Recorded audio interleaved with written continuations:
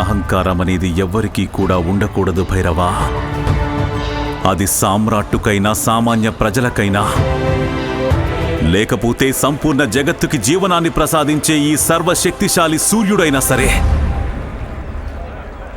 ఎందుకంటే ఎప్పుడైతే సూర్యుడు తన తేజస్సు అహంకారంతో ఈ నేలని మండిస్తాడో, తనకి గ్రహణం పట్టడం కోసం చంద్రుడు ఖచ్చితంగా వస్తాడు. చంద్రగుప్త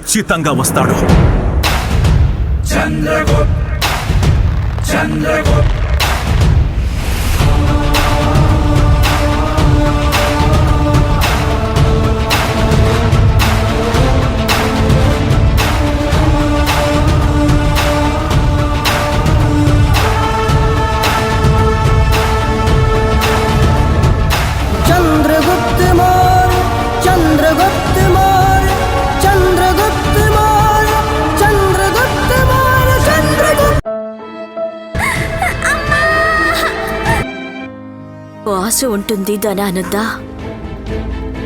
ఇక నా శ్వాస ఎప్పటి వరకు ఉంటుందంటే త్వరలోనే నిన్ను అంతం చేయడానికి నా కొడుకు చంద్రగుప్తుడు వచ్చే వరకు. ఆమెను ప్రలోభ పెట్టారు, అందుకే పుత్రుడు బతికే ఉన్నాడు. ఎక్కడ పిప్లివాన్ రాజకుమారుడు? రాజమహల్కి వెళ్లాలని నిర్ణయం తీసుకుని చంద్రగుప్తుడు సమస్యని కొని తెచ్చుకున్నాడు. నా కుమారుడు ఎట్టి పరిస్థితుల్లో భయపడ్డా వాడొచ్చి మీ అందరికీ చితులు పేర్చి కాల్చి బూడిద చేస్తాడు. తిరుగుబాటు? మరి ఈ రైతు హత్య గురించి మీకు తెలిసిన వెంటనే మీ మనసులో తిరుగుబాటు పుట్టడం లేదా?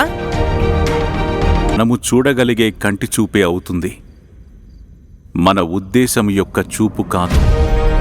అయినా ఏమీ పర్వాలేదు, నేను నీకు మార్గదర్శనం చేస్తాను.